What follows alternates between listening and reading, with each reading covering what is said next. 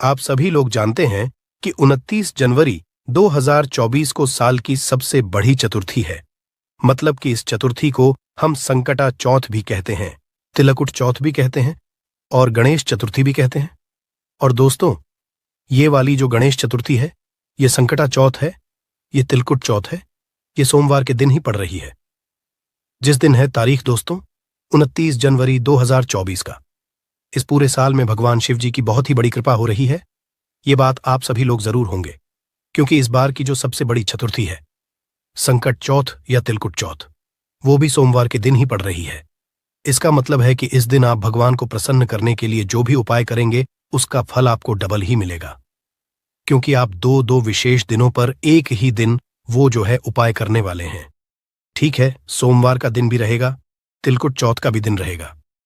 अब दोस्तों, इस दिन किए जाने वाले कुछ ऐसे विशेष उपाय हैं जो कि आप लोग शायद भूल गए होंगे, जो उपाय हम आपको इस वीडियो में बताएंगे। और दोस्तों, ये उपाय उन माताओं बहनों के लिए बहुत ही ज्यादा जरूरी, जिन लोगों को तिलकुट चौथ या संकट चौथ के बारे में पता है, या जो लोग इस व्रत को धारण करती हैं। ठीक है, तो सबसे पहले हम आपको यहां पर बता दें कि इस चतुर्थी को गणेश चतुर्थी के नाम से भी जाना जाता है, तिलकुट चौथ के नाम से भी जाना जाता है, संकटा चौथ के नाम से भी जाना जाता है। और दोस्तों, ये वाला जो दिन होता है, ये विशेष रूप से माताओं बहनों के लिए बहुत ही ज्यादा जरूरी होता है, महत्वपूर्ण होता है। क्यों होता है? क्योंकि इस दिन माताओं बहनें अगर इस दिन का व्रत करती हैं, संकटा चौथ का व्रत करती हैं, व्रत धारण करती हैं, तो भाई दिन उनकी संतानों के लिए बहुत ही ज्यादा विशेष हो जाता है। मतलब कि उनकी संतानों को आगे आने वाले दुख और परेशानियों से दूर कर देता है, साथ ही में उनके परिवार में दुख और समस्याओं को दूर करता है। उनके कुल में आने वाली जो भी दुख और समस्याएं होती हैं, वो दूर हो जाती है। साथ ही में सुख और शांति उनके घर के अंदर प्रवेश करती है। उनके सारे काम धीरे धीरे करके बनना शुरू हो जाते हैं। ठीक है, उसके बाद में दोस्तों, अब हम बात करते हैं इस साल की पहली और सबसे बड़ी चतुर्थी के दिन किए जाने वाला सबसे बड़े उपाय के बारे में, क्योंकि यही एकमात्र ऐसा उपाय है जिस उपाय को जो भी माता बहन इस दिन कर, उसकी जो भी मनोकामना होगी वो पूर्ण जरूर होगी, वो भी दोस्तों बहुत ही कम समय के अंदर। इसलिए इस उपाय को आप लोग सुन लेना, उसके बाद जरूर करना। ठीक है, तो दोस्तों, ये वाला जो उपाय है, ये 9 शमी पत्र का उपाय है और ये घी के दीपक का उपाय है। ये उपाय इतना ज्यादा मतलब कारगर है, क्योंकि इस उपाय को अगर आप साल के 7 साल की सबसे बड़ी स्तुति के दिन करते हैं, तो निश्चित ही भगवान गणेश जी की कृपा, साथ ही भगवान शिव जी की कृपा भी आपके ऊपर जरूर होगी। ठीक है, क्योंकि इस दिन भगवान शिव जी का भी है और ये दिन भगवान गणेश जी का भी है, क्योंकि ये चौथ का दिन है। ठीक है, तो करना क्या है दोस्तों, इस दिन आप लोगों को 9 शमी पत्र लेकर आना है। ये 9 शमी पत्र आप लोग कहां से लेकर आओगे? तो देखो, शमी पत्र आप लोगों को कहीं बिकते हुए तो नहीं दिखेंगे, ये आपको किसी पेड़ में ही मिलेंगे। तो 9 शमी पत्र आप लोग लेकर आ जाना, तैयार करके पहले से रख लेना। ठीक है, इस उपाय को आप कर सुबह भी सकते हो, शाम को भी कर सकते हो, पर अगर सबसे सही समय देखा जाए तो शाम को करोगे तो वो ज्यादा बेहतर होगा। ठीक है, तो 9 शमी पत्र लेकर आना। साथ ही में दोस्तों, एक घी का दीपक भी बनाना। घी का दीपक आप मिट्टी का भी ले सकते हो, मिट्टी का लोगे तो नया दीपक लेना, बाकी मिट्टी का नहीं ले रहे हो तो आटे का दीपक बनाना। एक छोटा सा मतलब मीडियम साइज का, उसके अंदर गोल बाती रखना, क्योंकि भगवान शिव जी, भगवान गणेश जी के लिए हम बाती लगाएंगे, तो एक गोल बाती रखना। शुद्ध देसी गाय का घी उसमें डालना, उसमें तेल नहीं डलेगा, घी डलेगा। ठीक है, सिर्फ एक ही दीपक यहां पर हम जलाने वाले हैं। ठीक है, तो एक दीपक और 9 स्वयं पत्र लेकर आप भगवान शिव जी के मंदिर पहुंचना। सर्वोत्तम जो समय है उपाय करने का, वो शाम का समय है, क्योंकि दीपक शाम के समय ही जलाया जाता है या रात्रि समय जलाया जाता है। बाकी आपका मन सुबह करने को है तो सुबह भी कर सकते हो। ठीक है, तो करना क्या है, भगवान शिव जी के मंदिर पहुंचना है, सारी चीजें लेकर पहुंचना है, अपने साथ अपनी माचिस लेकर जाना है, दीपक को जलाकर नहीं लेकर जाना है, वहीं पर जाकर जलाना है। ठीक है, तो भगवान शिव जी के मंदिर में जैसे ही पहुंचते हो, तो शिव जी के मंदिर में पहुंचकर आप लोगों को सीधा भगवान शिव जी के शिवलिंग के पास में जाना है। सबसे पहले उनके दर्शन करना है। दर्शन करने के बाद दोस्तों, आपको अपने 9 शमी पत्र निकाल लेना है। ठीक है, 9 शमी पत्र निकालने से पहले आप लोगों को हम एक बात बता दें कि शिव जी के शिवलिंग के ऊपर एक गणेश जी का स्थान आप लोगों को शायद पता होगा। और अगर नहीं पता है तो हम आपको बता देते हैं, क्योंकि पहला काम हमें यहीं पर है ना? तो गणेश जी का जो स्थान होता है शिवलिंग के ऊपर, वो होता है जो जलाधारी होती है भगवान शिव जी की। जलाधारी का जो राइट हैंड साइड होता है, मतलब शिवलिंग जिस तरफ है, शिवलिंग जिस तरफ से आपको दिखती है वैसे ही आप खड़े होकर देखना, और उस समय आपका जो राइट हैंड साइड हो वो ही भगवान शिव जी का राइट हैंड साइड होगा। क्योंकि अगर उनके सामने से खड़े होकर देखोगे राइट हैंड साइड, तो वो आपका उल्टा हाथ होगा। तो इसलिए भगवान शिव जी का राइट हैंड साइड देखना, उस राइट हैंड साइड की होगी, वो होता है गणेश जी का स्थान। ठीक है? उस गणेश जी वाले स्थान पर आपको क्या करना है? अपने इन 9 शमी पत्रों में से 5 शमी पत्र निकालना है। कितने निकालना है? 5 शमी पत्र निकालना है। 5 शमी पत्र निकालकर आप लोगों को क्या करना है कि इस गणेश जी वाले स्थान पर आप लोगों को समर्पित कर देना है। ठीक है? गणेश जी वाले स्थान पर समर्पित करने के बाद दोस्तों, आपके पास 4 शमी पत्र बचेंगे। 5 आपको गणेश जी वाले स्थान पर समर्पित करना है। खिला हुआ भाग या जो पत्ती वाला भाग है वो शिवलिंग की तरफ कर देना है। ठीक है? इस बात का ध्यान रखना, 5 शमीपत्र गणेश जी वाले स्थान पर समर्पित करने के बाद शमी पत्र आपको और निकालनी है। 3 शमी पत्र जो आप निकालेंगे वो भगवान शिव जी के शिवलिंग के ऊपर समर्पित करेंगे। ठीक है? भगवान शिव जी के शिवलिंग के ऊपर 3 शमी पत्र समर्पित करने के बाद दोस्तों, आप लोगों के पास 1 शमी पत्र और 1 घी का दीपक बचेगा। बस 1 शमी पत्र और घी के दीपक को लेकर आपको आना है भगवान शिव जी की चौखट के पास में। ठीक है? मतलब आपको मंदिर से बाहर नहीं निकलना है। जो भगवान शिव जी का मंदिर है, मंदिर का प्रांगण है, प्रांगण में अंदर आने की चौखट होगी भगवान शिव जी के मंदिर की।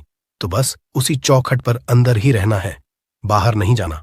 बात का ध्यान रखना, अंदर ही रहते हुए आप, मतलब अंदर खड़े रहना और बाहर की तरफ देखना, मंदिर के मतलब प्रांगण के बाहर की तरफ देखना, और आप देखना कि आपको उल्टा हाथ कौन सा है। ठीक है? उस उल्टे हाथ की चौखट पर सबसे पहले आपको क्या करना है? वहां बैठना है, अंदर की साइड ही बैठना है, बाहर जाकर मत बैठना। ठीक है? अंदर की साइड ही बैठना है, और जो आपका उल्टा हाथ पड़े अंदर से बाहर देखने पर। साथ ही में दोस्तों, आपके पास जो आखिरी एक बचा हुआ शमी पत्र है, उस शमी पत्र को आप भगवान शिव जी की चौखट पर जब समर्पित करेंगे, रखेंगे वहां पर नीचे, तो भगवान गणेश जी का मोर ध्वज या मयूर ध्वज, दोनों में से कोई एक नाम देख लेना, मूरत ध्वज या मयूर ध्वज। गणेश जी का नाम लेते हुए उस शमी पत्र को वहां पर समर्पित करना, रख देना।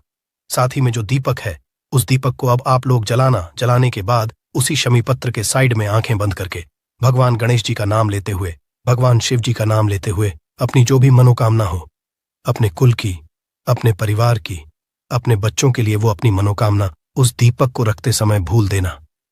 जैसे ही आपका दीपक रखा जाए तो भगवान के पास जाना, भगवान से विनती करना और उनको धूप देकर अपने घर वापस आ जाना। ठीक है? बस यहां पर ये वाला उपाय पूर्ण हो जाता है। अब बहुत सारे लोगों के मन में एक प्रश्न आएगा, क्या हम जो शमी पत्र हमें चढ़ाने हैं भगवान गणेश जी को, क्या हम गणेश जी के मंदिर जाकर नहीं चढ़ा सकते? तो पंडित जी ने जो उपाय में बताया हुआ है वो शिवलिंग के ऊपर जो गणेश जी का स्थान है वहीं पर चढ़ाने के लिए बताया हुआ है, इसके अलावा और कहीं नहीं बताया गया है। ठीक है? तो इस बात का आप लोग ध्यान रखना। उसके बाद में दोस्तों, अगला एक ऐसा हम आपको उपाय बता रहे हैं, ये उन लोगों के लिए है, उन माताओं बहनों के लिए है जो लोग संकटा चौथ या तिलक और चौथ का व्रत धारण करती हैं, क्योंकि उन्हीं के इस व्रत के परिणाम स्वरूप उन्हें वो फल मिलेगा जिसके कभी कामना भी नहीं करी होगी। तो साथ ही में दोस्तों, आप सभी लोग जानते हैं, तिलकुट चौथ या संकटा चौथ के दिन रात्रि में या शाम के समय माताएं बहनें जो हैं पूजन करती हैं। ठीक है? चंद्र की पूजन करती हैं, चंद्रदेव की पूजन करती हैं। साथ ही में दोस्तों, वो भगवान गणेश जी की भी पूजन करती हैं अपने घर में, और भगवान गणेश जी की जब आप पूजन करो ना, मतलब दोस्तों, आप लोग जब पूजन शुरू करने के लिए बैठो या पूजन करने के लिए बैठो, तो अपने घर से कुछ गेहूं के दाने ले लेना। ठीक है? गेहूं के दाने लेने के बाद उस पूजन वाले स्थान पर रख देना जहां पर आप इस संकटा चौथ या तिलकुट की पूजन करने वाली है, क्योंकि माताएं बहनें इस व्रत की पूजन करती हैं, इस दिन का पूजन करती है, तो भाई उन्हें ही अपने हाथों से कुछ गेहूं के दाने लेना, याद रखना। ठीक है? पंडित जी ने गेहूं के दाने का ही बोला है, तो कुछ गेहूं के दाने लेना और उस गेहूं के दाने को आप अपने पूजन वाली जगह पर रख देना। पूजन वाली जगह पर जैसे ही आप लोग रख दोगे ना, उसके बाद में आप अपनी पूजन को संपन्न कर लेना। जैसे आप पूजन करते हो वैसे कर लेना। उसी के बाद में दोस्तों, अब जैसे ही आपकी पूजन हो जाती है, ना तो पूजन होने के बाद या सुबह के समय आप लोग करना ना उस जगह पे से मात्र 2 गेहूं के दाने उठाना जो आपने अपने पूजन वाले स्थान पर रखे हुए हैं। इन 2 गेहूं के दानों को आप अपने घर के किसी भी सदस्य को देंगे तो भाई उसके जो भी काम होंगे वो सारे बनना शुरू हो जाएंगे। या अगर आपके घर परिवार में कोई ऐसा सदस्य जो कि हमेशा अपने कोई भी काम करता है तो भाई वो उसके सफल नहीं हो पाते। अगर उनको ये 2 चावल के दाने दे देंगे, उनके काम बनना शुरू हो जाएंगे। साथ ही में इस बात का ध्यान रखना, इन चावल के दानों को, जिस चावल के दानों को रखते समय आपने अपने पूरे शंकर चौथ, तिलकुल चौथ की पूजन करी है, इन 2 चावल के दानों को आप अपने घर के किसी बाहर सदस्य को मत देना। ठीक है, अपने घर का, परिवार का जो व्यक्ति हो उसी को दे सकते हो। आप चाहे अपने बच्चों को दे सकते हो ताकि वो अपने कामों में सफल हो, चाहे इंटरव्यू में सफल हो जाए, परीक्षाओं में सफल हो जाए। इन 2 गेहूं के दाने सिर्फ आप अपने घर के परिवार के सदस्यों को ही दे सकते हो, बाहर के लोगों को नहीं दे सकते। इस बात का आप लोग ध्यान रखना, ठीक है? तो यहां पर यह बहुत ही बड़ा और विशेष उपाय है, आप लोग इस बात का जरूर ध्यान रखना।